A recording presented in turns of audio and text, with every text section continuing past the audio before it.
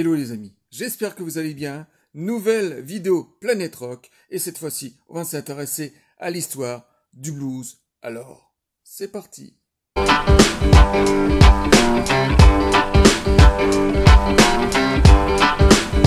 L'extraordinaire odyssée du blues, naissance même du rock'n'roll. Alors, ce style musical est né dans les alentours de 1860 pendant les années noires des États-Unis, la période de l'esclavage, et tous les colons britanniques partaient en Afrique du Sud récupérer des esclaves noirs pour les ramener par la suite dans le sud de l'Amérique. Et justement, ces esclaves noirs ont ramené avec eux tout leur chant tribal et folk, bien sûr adapté à la situation. Étant donné que leur vie était très pénible en tant qu'esclaves, à la fois dans les champs de coton ou en tant que serviteurs pour les Blancs, ils avaient l'habitude de chanter leur quotidien à travers leurs chants folk et tribal.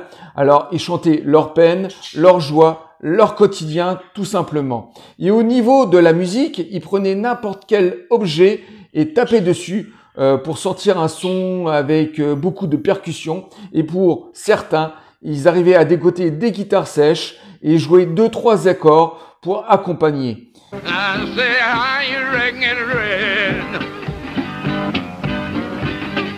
Et ensuite éclate la guerre civile aux États-Unis, la guerre de sécession, le Nord contre le Sud. Et bien sûr, l'histoire va donner victoire au Nord.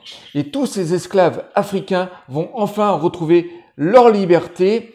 Et pourtant, la musique blues va être mise en pause pendant 30, voire une quarantaine d'années et va pas renaître avant le début du 19e siècle.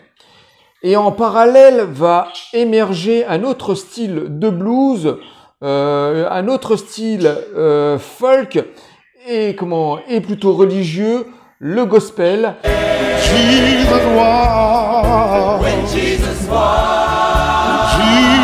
Qui va être chanté dans toutes les églises et tous les monuments cultes aux États-Unis avec énormément de passion et énormément de popularité.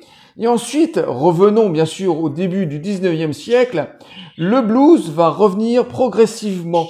Dans les années 1910, par exemple, le jazz est prédominant en tant que musique contemporaine et populaire. Mais pourtant, certains labels, maisons de disques, vont s'intéresser à cette musique folk chantée avant par les esclaves et vont commencer à produire de tout petits artistes venant de milieux très très pauvres, je dirais même ouvriers. Pour quelques dollars, ils leur donnaient la possibilité d'enregistrer quelques démos de leur propre musique, de leur propre composition. Et ça a donné naissance à quelques 45 tours dans un premier temps. Ensuite, dans les alentours de 1920, ça va faire son petit bonhomme de chemin. Il y aura de plus en plus d'artistes comme ça qui vont sortir des 45 tours et des 33 tours avec succès.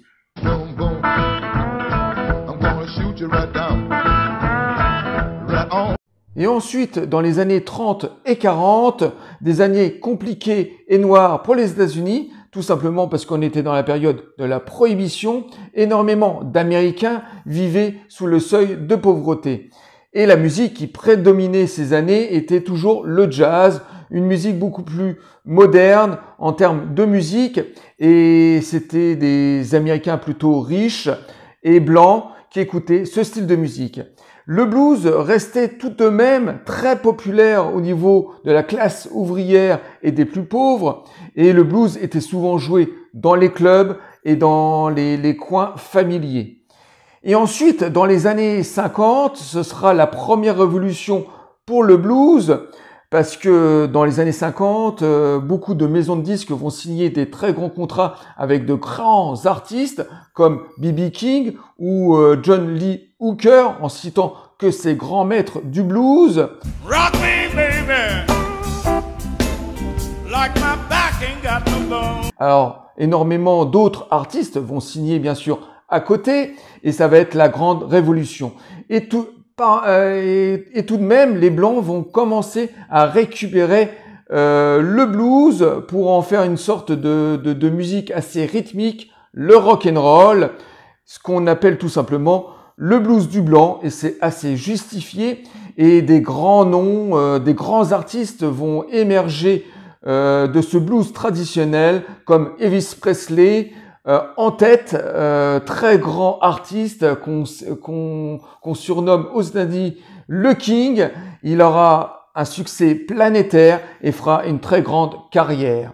Mais je dirais que l'évolution même du blues va apparaître dès les années 60.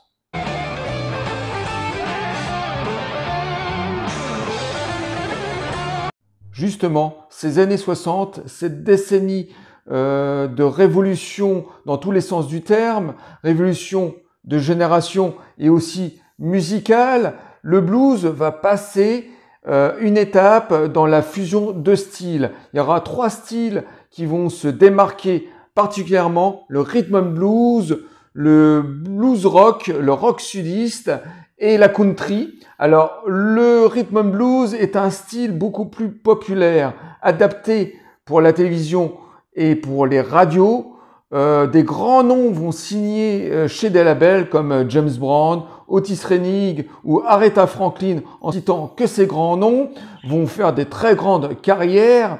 C'est une fusion de styles qui va plaire à un très grand public, à la fois noir et blanche.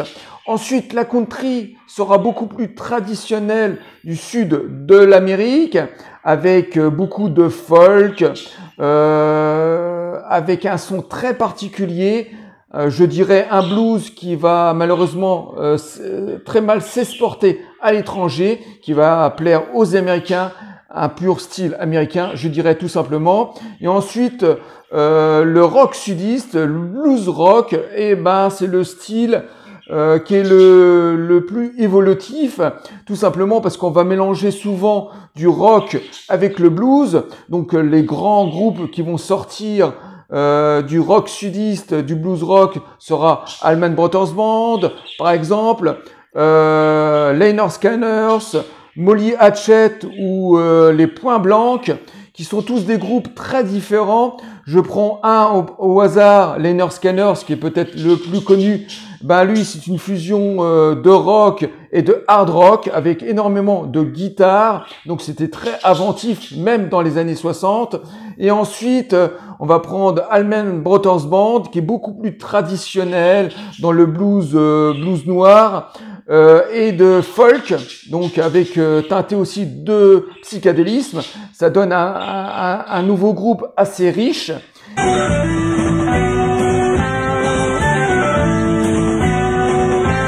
Et les années 60, c'est avant tout cette prédomination de ces 3 fusions de styles qui vont apporter énormément au rock, au blues et au rock and roll.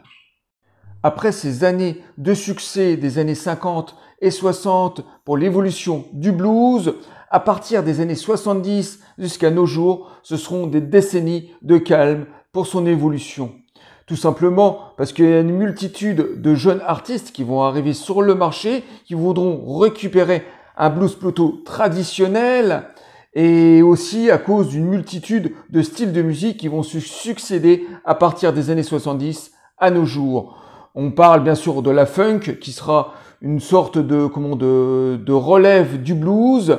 Il y aura des styles beaucoup plus dominants dans les années 80, plutôt blanches, comme la new wave, le hard rock, le metal, en revenant bien sûr à nos jours avec la variété multiple, que ce soit en Europe ou même surtout aux États-Unis. Donc une grosse révolution musicale, et pourtant le blues est toujours présent, il est toujours joué dans les clubs, il est toujours, on signe toujours de grands artistes, peut-être beaucoup moins présents sur la scène internationale. Je dirais que le blues est redevenu américain, il est partout dans les clubs, il est extrêmement populaire. Chez nous, malheureusement, depuis les années 2000, je dirais que beaucoup de fans de blues continuent à acheter des disques sans être plébiscité par un large public qui a préféré passer à d'autres styles musicaux. Mais en tout cas, pour finir cette vidéo, je voulais tout simplement dire que si on n'avait pas cette musique folk et d'esclaves qui est le blues du noir, ben voilà, on n'aurait jamais eu la naissance du rock and roll. Donc pour tout ça et pour cette grande évolution de cette musique folk juste extraordinaire à mettre au panthéon de la musique américaine. Et pour finir cette vidéo, la traditionnelle sélection de l'univers du blues. Alors je commence par Fats Domino, un super bluesman plutôt traditionnel, pianiste de renom.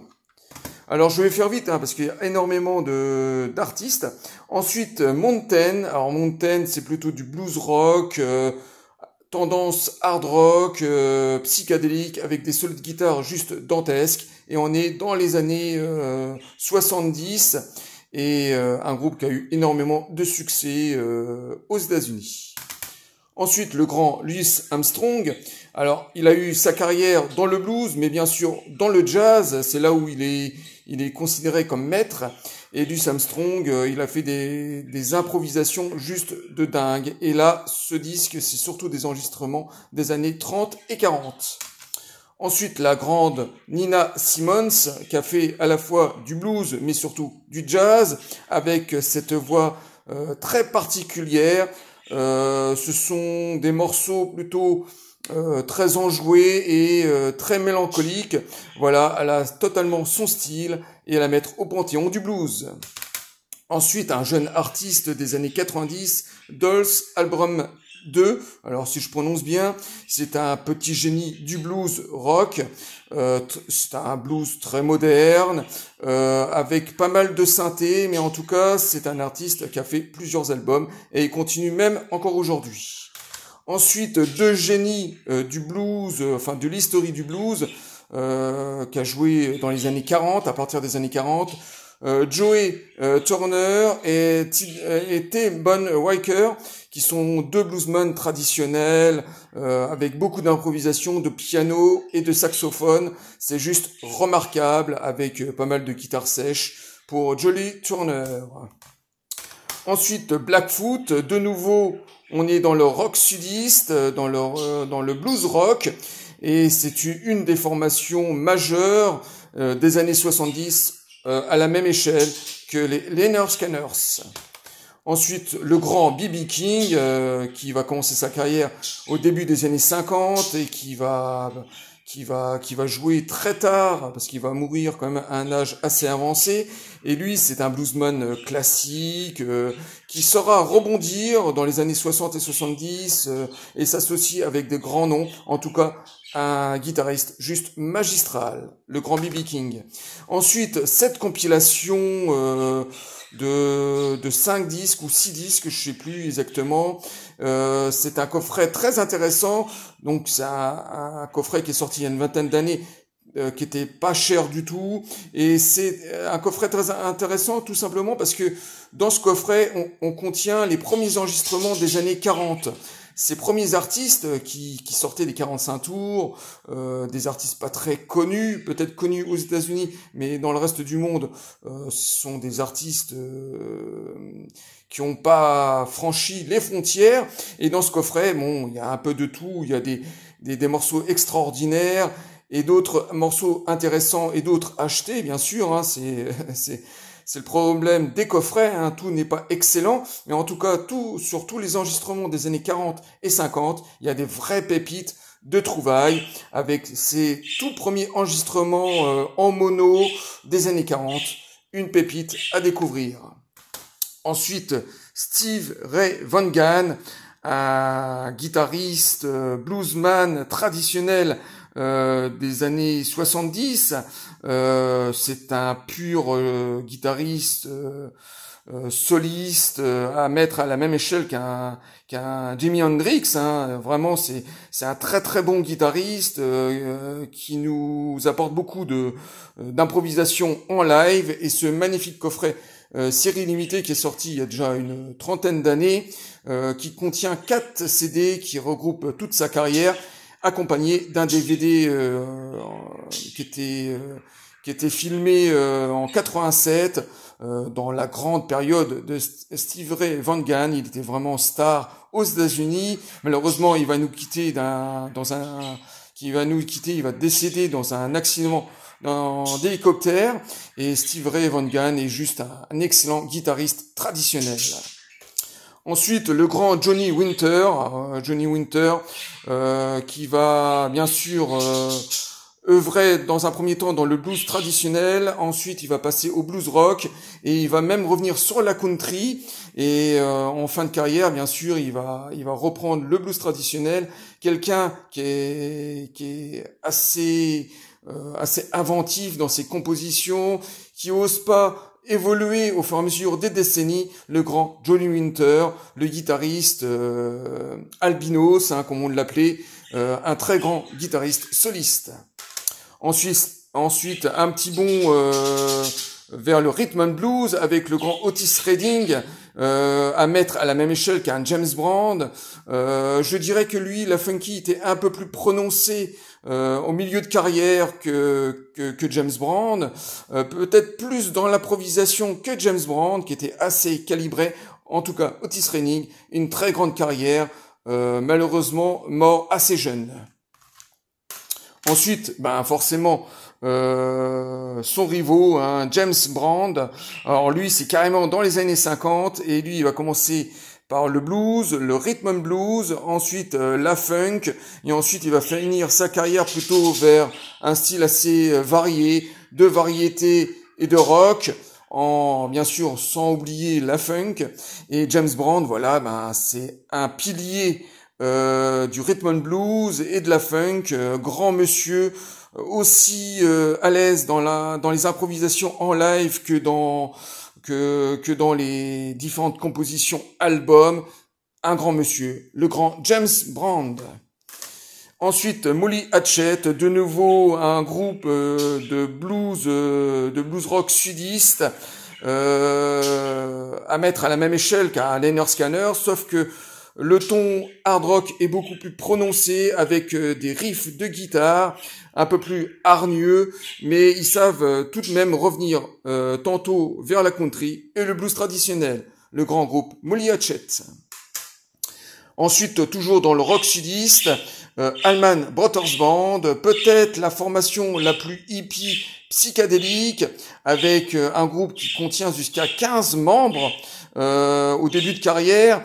Et là, au sein de ce groupe-là, on retrouve des musiciens indiens, black bien sûr, blancs, des Mexicains. Enfin voilà, il y a toute une panel d'univers folk qui vient de plusieurs contrées, qui se mélange à ce blues rock psychédélique. Allman Brothers Band, un groupe qui a marqué son époque dans les années 70. Ensuite, de nouveau un album de B.B. King. Je sais pas ce que cet album-là a fait. En tout cas, j'en avais déjà présenté un. B.B. King, cette fois-ci dans un album de reprise live.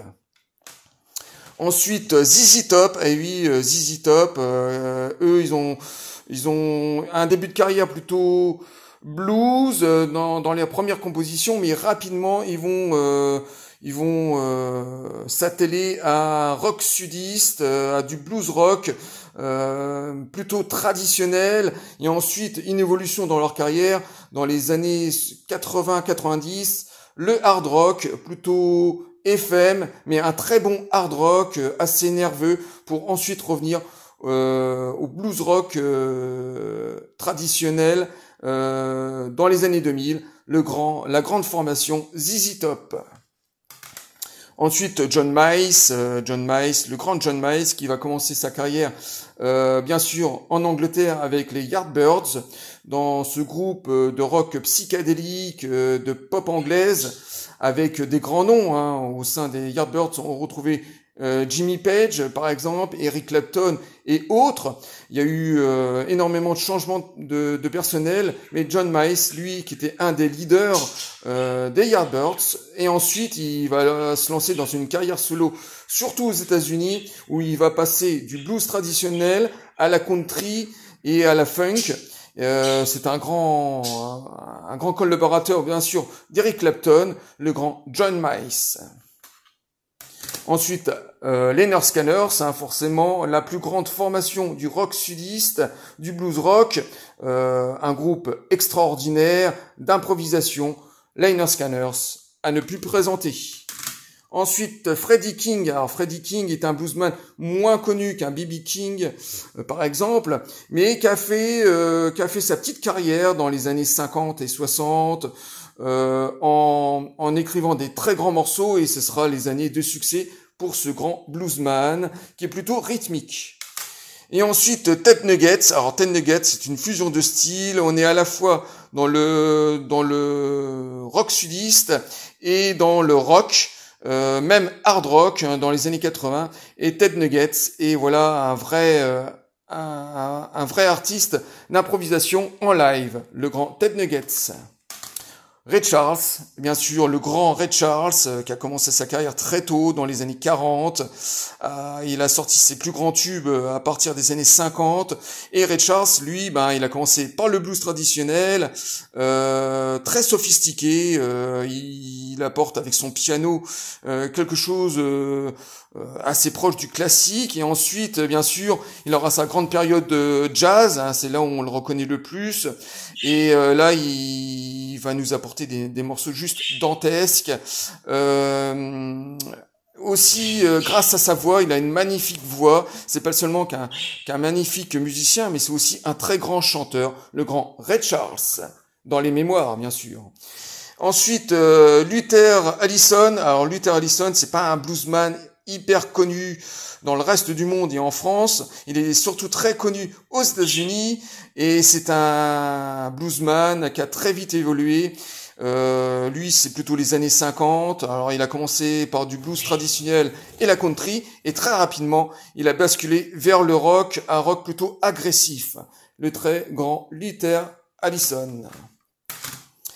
Et pour finir, on va parler d'un autre géant du blues traditionnel, John Lee Hooker.